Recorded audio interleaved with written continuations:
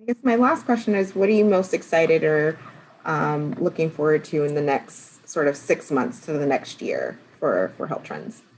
Well, I'd be really excited to have my first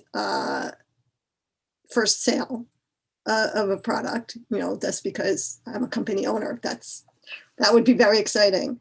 But I also am very excited to see this company grow. It's been a dream, and in some ways a very strong evolution. I came to from a fintech, insurance, and blockchain perspective, which is all about data. My entire career has been about data and negotiation and settling things properly and transparency, evidence, et cetera, all of that. So I'm excited to find a way that this applies and can really make things better from that perspective. So I think that's what's most exciting to me. The benefit here, particularly with coronavirus, is whatever you're going to do is going to benefit what's going on. We're swimming in data. I've looked back at some of the 1918 reports of the flu data and coming out of the pandemic. And I think honestly, actually, probably this is true of a lot of people.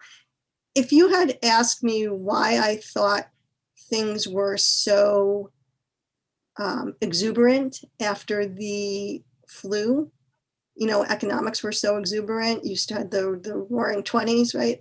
And you had told me it was because of the flu. Well, my view of the flu is it's a seasonal shot that you get every year, and sometimes you don't get the flu and sometimes you do.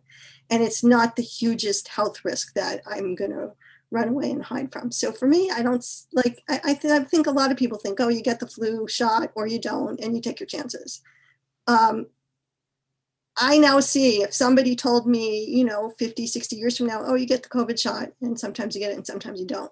Well, having lived through a pandemic, I can see where the necessity for data, because when you first start out with anything, data is your first weapon. And then what goes on with the whole economic and political world from that. And then the exuberance that can happen after you're out of it, that to me is really interesting. So going back to the flu reports and looking at what people did and what kind of knowledge they had, they don't have nearly the knowledge that we do have today. And hopefully whatever we have today is going to help the next unfortunate round of things that come up in the future. Okay, thank you. So if people want to, follow along with your journey and how you guys are developing, is there a way for folks to follow Health Trends or, find out any upcoming information? Yes, so HealthTrends.ai is the website. We also have a Twitter account, which is AI Health Trends. We're on LinkedIn. I believe we're on Instagram.